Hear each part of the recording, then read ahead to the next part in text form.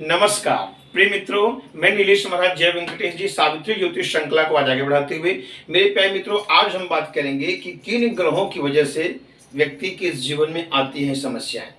आज वो भी हम संपूर्ण जानकारी बताएंगे। देखिए, हर मनुष्य के जीवन में, चाहे वो पुरुष हो, चाहे स्त्री हो, चाहे बच्चे हो, चाहे बूढ़े हो, चाहे जवान हो, हर व्यक्ति के जीवन में कुछ न कुछ समस्याएं रहती ही हैं। किसी को कम समस्याएं रहती हैं, किसी को बहुत ज़्यादा समस्याएं रहती हैं। उनको समझ नहीं आता कि किस वजह से समस्याएं बढ़ रही हैं। तो हम खास करके आज ज्योतिष की बात कर रहे हैं कि किन ग्रहों की वजह से यदि व्यक्ति के जीवन में समस्याएं आ रही हैं तो उस ग्रह का निवारण कैसे किया जाए, जिससे संपूर्ण सरलता से मैं आप सामने प्रस्तुत करने चला हूँ। और इस वीडियो में बताऊंगा कि कौन से ग्रह पुरुष वर्ग हैं, कौन से ग्रह स्त्री वर्ग हैं और कौन से ग्रह नपुंसक वर्ग हैं, और ग्रहों की उपाधि यानी ग्रहों का स्थान कौन सा बताया गया है और ग्रहों का वर्ण कौन सा है। इस वीडियो में संपूर्ण जानकारी बताऊंगा। ये चीज नोट डाउन करने योग्य जैसा है, क्योंकि व्यक्ति के जीवन में कौन सा ग्रह गड़बड़ स्थिति में आ रहा है, तो उसका उपाय क्या किया जाए, उसका निदान क्या किया जाए, जिससे व्यक्ति के जीवन में समस्याएं खत्म हो जाएं।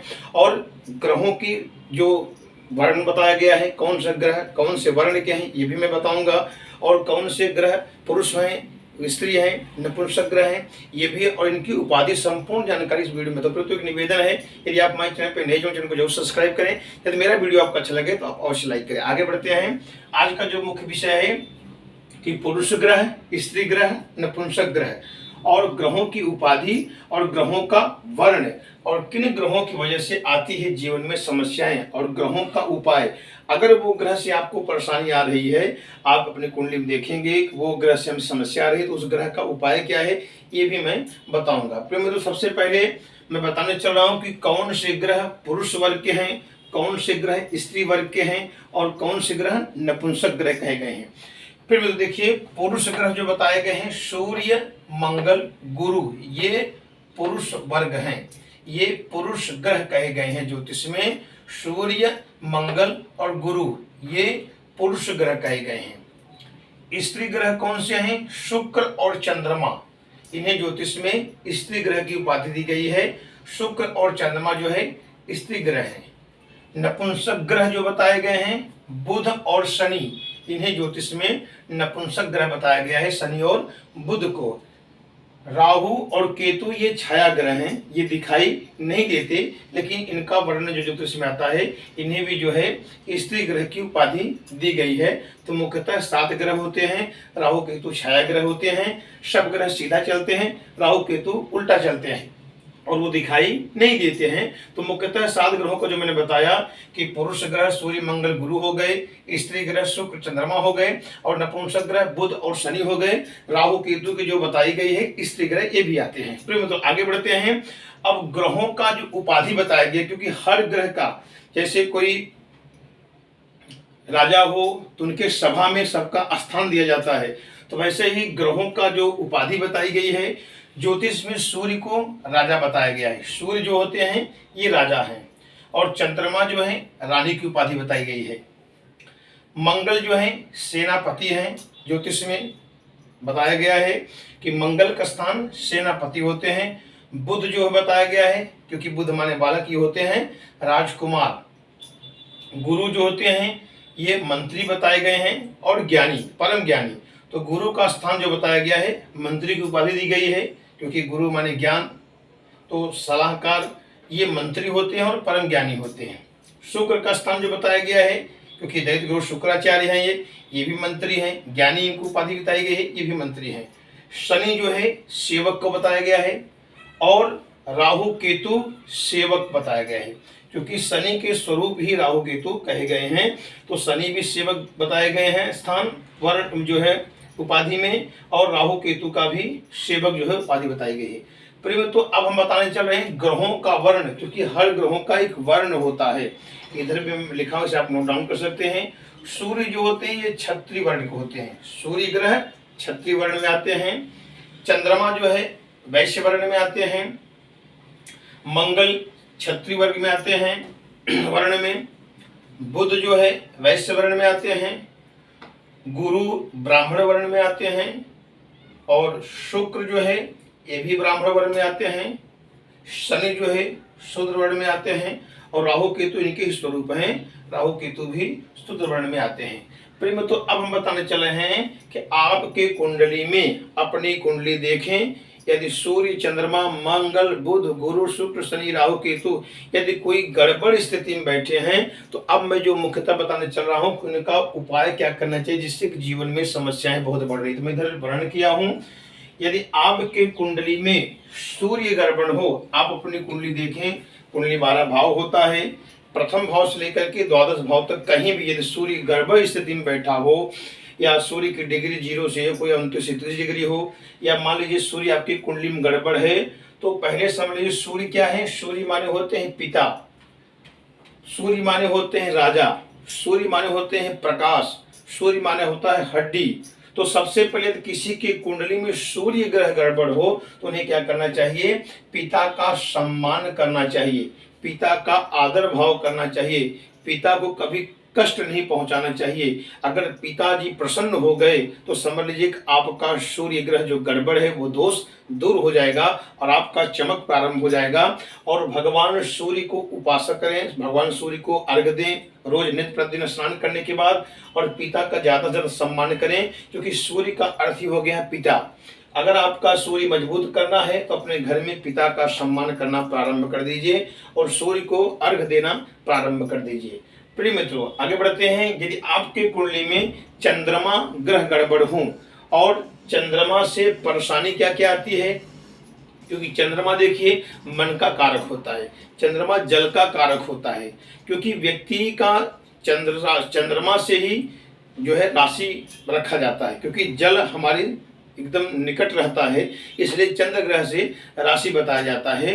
तो चंद्रमा जल का भी कारक है, चंद्रमा मन का भी कारक है, और चंद्रमा माता का भी कारक है।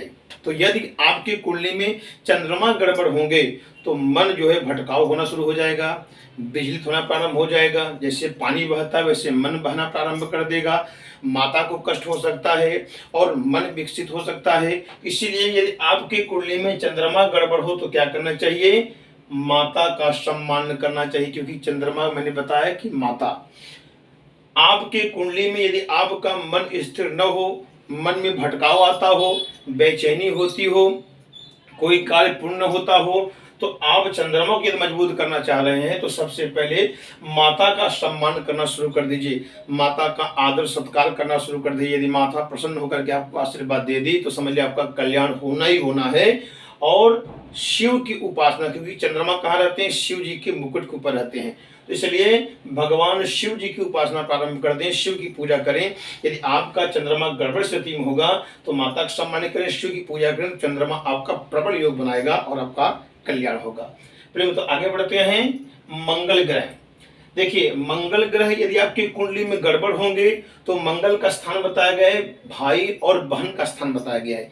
यदि आप अपनी कुंडली में देखें यदि मंगल गड़बड़ हो तो मंगल जब गड़बड़ होगा तो क्या होगा कि भाइयों में मतभेद करा देगा, कुटुंब परिवार में समस्या खड़ी कर देंगी, दूरियां बना देगा। इसलिए आप क्या करिए, यदि आपके कुंडली में मंगल गड़बड़ हो तो जो आपके भाई और बहन हो, चाहे बड़ा भाई हो चाहे छोटा भाई हो, चाहे कुटुंब परिवार में कोई भाई हो, तो उनका सम्मान करना प्रारंभ कर दीजिए, उनको अच्छे अच्छे वस्त्र दीजिए, उनको कुछ खाद्य पदार्थ दीजिए, खाने योग्य ऐसा कुछ सामान दीजिए।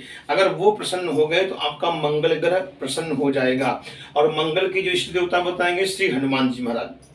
यदि आपके कुंडली में मंगल ग्रह गड़बड़ हो तो हनुमान जी की उपासना करें, नित्य प्रतिदिन आप हनुमान जी चालीसा का पाठ करें या पंचमुखी हनुमत कवच का पाठ करें। हो सके तो हर मंगलवार के दिन आप हनुमान जी के मंदिर में जाएं, वहाँ हनुमान जी का दर्शन करें और हनुमान चालीसा का पाठ करें। इससे आपका प्रबल योग बनेगा और मंगल अगर आपकी कुंडली में गड़बड़ होगा तो समस्याएं दूर होंगी और भाई बहन का सम्मान करना प्रारंभ कर दे। प्रेम तो आगे बढ़ते हैं। यदि आपके कुंडली में अगर बुध गड़बड़ होगा, अगर बुध ग्रह गड़बड़ होगा, बुध क्या बोलते हैं, बुध माने वाणी, बुध माने बुद्धि, तो व्यक्ति का अगर वाणी गड़बड़ हो जाए या बुद्धि काम न करे तो व्यक्ति क्या कर पाएगा जीवन में, क्योंकि बुध का बहुत अहमियत रखता है अपने जीवन में। अगर बुध अच्छी स्थिति में रहेंगे तो व्यक्ति अच्छा वक्ता बन सकता है, एडवोकेट वकील बन सकता है, व्यक्ति शिक्षक टीचर बन सकता है, अच्छा वाणी बोलने वाला बुध का कार्य है। तो बुध ग्रह अगर आपके कुंडली में गड़बड़ है और आपका कार्य कोई सिद्ध नहीं हो पा रहा है तो बुध का सीधा अर्थ बताया गया है कि ननिहाल पक्ष। अगर बुध आपकी कुंडली में गड़बड़ है तो नाना और नानी का सम्मान करना प्रारंभ कर दें। यदि नाना नानी हो, जीवित हों, तो उनको अच्छे से वस्त्र पहनाएं, कुछ खाने के लिए उनको मिष्ठान वगैरह दें। अगर नहीं है तो ननिहाल में जाएं, जो मामा हो या उनके बच्चे जो भी हो, उनको कुछ न कुछ आप भेंट दें उनको और उनको प्रसन्न करें। यदि ननिहाल पक्ष प्रसन्न हो जाएगा तो आपका बुध ग्रह जो है एकदम प्रबल योग प्रसन्न हो जाएंगे। और बुध के जो बताए गए हैं, आप भगवान गणपति जी की उपासना करें, संकष्टी व्रत धारण करें, या अगर आप व्रत धारण नहीं कर पा रहे तो गणपति जी के मंदिर में जाएं और दुर्वा गणेश जी चढ़ाएं और 108 बार ओम गंग गणपति नमः मंत्र का मंदिर में जाप करें तो गणेश जी प्रसन्न हो गए। क्योंकि गणेश जी को बताया गया शिव जी के पुत्र बालक हैं और बुध भी ग्रह जो बताए गए हैं छोटे से बालक बताए गए हैं। तो ननिहाल पक्ष को आप प्रसन्न करें और भगवान गणपति को प्रसन्न करें, जिससे आपका प्रबल बुध योग बन जाएगा और आपका अच्छा वाणी होगा, अच्छा वक्ता बनेंगे, आप अच्छा शिक्षक बन सकते हैं, अच्छा टीचर बन सकते हैं, एडवोकेट बन सकते हैं। अगर इन चीज में समस्या आ रही है, आपको टीचरिंग कर रहे हो उसमें सफलता प्राप्त नहीं हो रहा है, या आप एडवोकेट बनना चाह रहे हो वो भी समस्या आ रही नहीं पर अच्छे वक्ता बनना चाह रहे हो नहीं हो पा रहे, तो समझ लीजिए कि आपका बुध ग्रह गड़बड़ है। और उसका उपाय आपको यही करना है, बुधवार के दिन गणपति मंदिर में जाएं और दुर्वा अर्पण करें, गंग गणपति नमः 108 बार मंत्र का जाप करें। प्रिय मित्रों, आगे बढ़ते हैं। यदि आपके कुंडली में अगर गुरु ग्रह गड़बड़ हो, गुरु पहले आप समझ लीजिए गुरु का अर्थ क्या है, ज्ञान। गुरु माने जो ज्ञान देने वाले हैं, शिक्षा देने वाले हैं, चाहे वो माता पिता भी हो सकते हैं, चाहे दादा दादी भी हो सकते हैं, चाहे आपके शिक्षक हो सकते हैं, या आपका कुल गुरु जो होते हैं जो आपके यहाँ पूजा पाठ इत्यादि करते हैं वो भी आपके हो सकते हैं। तो जो अपने को अच्छी अच्छी ज्ञान दें वो होते हैं कुल गुरु, या गुरु शिक्षक टीचर माता पिता कोई हो सकते हैं। लेकिन यदि आपके कुंडली में गुरु गड़बड़ हैं तो गुरु का सीधा अर्थ होता है दादा दादी बुजुर्ग का सम्मान करें। क्योंकि गुरु यदि गड़बड़ होगा तो समझ लीजिए कि आपके जीवन में उथल पुथल कर देगा। इसलिए गुरु को मजबूत करना है तो आप सबसे पहले अपने घर में अपने बुजुर्गों की सेवा करना पड़ा। जो बुजुर्ग कोई भी हो, मान लीजिए आपके दादा दादी अगर न हो तो कुटुंब खानदान में कोई बुजुर्ग हो, या कोई पड़ोसी में कोई बुजुर्ग हो, या कोई राह चलते आपको बुजुर्ग मिल जाए जो अशक्त हो, उनके पास कुछ व्यवस्था न हो, तो उन्हें कुछ आप वस्त्र भेंट करा दीजिए, कुछ मीठा इत्यादि दे दीजिए, जिससे अगर प्रसन्न हो गए तो आपका गुरु ग्रह प्रसन्न हो जाएगा और आपका काम होना शुरू हो जाएगा। और आप भगवान विष्णु का उपासना करें। आप भगवान विष्णु जी की पूजा, जैसे विष्णु सहस्त्र नाम कर सकते हैं। अगर आप ये नहीं कर सकते तो ओम नमो भगवते वासुदेवाय इस मंत्र का जाप कर सकते हैं, या एकादशी व्रत रह सकते हैं आप। इससे भी आपका गुरु प्रबल योग बनाएगा और जो गुरु गड़बड़ स्थिति में रहेगा आपको अच्छा रिजल्ट देना प्रारंभ हो जाएगा। फिर तो आगे बढ़ते हैं। शुक्र ग्रह की कुंडली में गड़बड़ हो तो समझ शुक्र का सीधा बताया गया है लग्जरियस, सुख सुविधा का कारक व्यक्ति, जो अच्छा खाना, अच्छा घूमना, अच्छा टहलना, अच्छा कपड़ा, सुबह से शाम तक जो भी अपने जीवन में खाद्य पदार्थ सुख सुविधा मिलता है उसके सब कारक जो है शुक्र ग्रह हैं। और शुक्र ग्रह अगर आपका गड़बड़ है तो समझ लीजिए कि आपके जीवन साथी जो आपकी अर्धांगिनी वो रहेंगी तो उसमें समस्याएं बढ़ जाएगा। तो अगर आपकी समस्याएं से बढ़ रही है तो आपको क्या करना चाहिए, पहले जीवन साथी का सम्मान करना चाहिए। माने आप अपनी पत्नी का सम्मान करें। अगर रुष्ट हो जाएंगी, अगर आपकी पत्नी रोना प्रारंभ कर देंगी तो समझ लीजिए कि आपका ग्रोथ जो है रुक जाएगा। अगर वो आपकी जीवन संगनी जो पत्नी जो अर्धांगिनी है अगर वो प्रसन्न हो गई तो समझ लीजिए आपका शुक्र ग्रह मजबूत हो जाएगा। इसलिए अगर किसी के कुंडली में शुक्र ग्रह गड़बड़ हो और ऐसा लक्षण दिखाई देता हो तो जीवन साथी यानी जीवन संगनी पत्नी का सम्मान करना प्रारंभ कर दें। और शुक्र के जो बताएंगे इसलिए तो माता लक्ष्मी जी की आप पूजा करना, जैसे श्री सूक्त कनकधारा स्तोत्र पाठ का कर सकते हैं, दुर्गा सप्तशती का पाठ कर सकते हैं। अगर ये सब आप नहीं कर सकते हैं तो लक्ष्मी का मंत्र आप ये भी जप सकते हैं, या तो ओम ऐं ह्रीं क्लीं चामुंडाय विचे ये भी आप जाप कर सकते हैं। कहने का तात्पर्य यह है कि लक्ष्मी जी की आप उपासना करें, इससे भी शुक्र ग्रह प्रसन्न होते हैं। फिर मेरे तो आगे बढ़ते हैं। यदि आपके कुंडली में शनि ग्रह गड़बड़ स्थिति में हो तो समझ लीजिए कि आपके जीवन में उथल पुथल हो रहा है और शनि ग्रह को आपको मजबूत करना। तो शनि ग्रह का जो बताया गया है जो होते हैं सेवक नौकर का सम्मान करें। शनि ग्रह जब आपकी कुंडली में गड़बड़ है, आपके जीवन में ये साढ़े साथी चल रहा है या कोई उथल पुथल चल रहा है, शनि का मार्केट चल रहा है, तो आपको सबसे पहले जो आपके यहाँ नौकर हो या सेवक हो जो आपका सेवा करते हो, या आपके घर कोई नौकर न हो तो बाहर जो आपको दिखे गरीब लोग जो नौकर लोग उनको आप बढ़िया सा भोजन कराइए और हो सके तो उनको वस्त्र दान करिए। या कुछ पहनने योग्य ऐसा दीजिए जो पहन सके, नहीं तो कुछ खिलाइए उनको। अगर आप नित्य प्रतिदिन 5 शनिवार तक नौकर का सेवा कर देंगे, सेवा माने दान पुण्य कर देंगे या कहीं बाहर भी सब दान पुण्य करेंगे, तो सेवक नौकर अगर वो प्रसन्न हो गया तो आपका शनि ग्रह एकदम प्रसन्न हो जाएंगे और आपका कार्य होना प्रारंभ हो जाएगा। और भैरव जी की पूजा आप अवश्य करें। अगर शनि का ग्रह प्रसन्न करना है तो भैरव जी की पूजा कर सकते हैं, हनुमान जी की पूजा कर सकते हैं, इससे भी शनि ग्रह प्रसन्न होते हैं। शनि का सेम रूप बताया गया है, राहु केतु उनका ही स्वरूप बताया गया है। अगर राहु केतु आपकी कुंडली में गड़बड़ हो तो सेवक नौकर सहयोगी जो आपके कार्य में, जो कार्य धंधा जिसमें व्यवसाय में आपका हाथ बटाते हो, उनका सम्मान करना शुरू कर दीजिए। सेवक नौकर का सम्मान करना शुरू कर दीजिए और भगवान भैरव शिव जी की पूजा करना प्रारंभ कर दीजिए।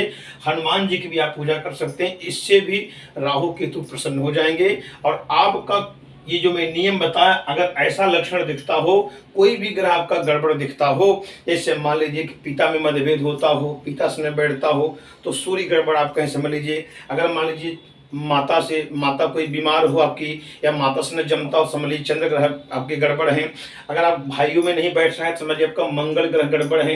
अगर आपका ननिहाल से मतभेद हो रहा है या नाना नानी कुछ दुखी हैं, तो समझ लीजिए आपका बुध ग्रह गड़बड़ है।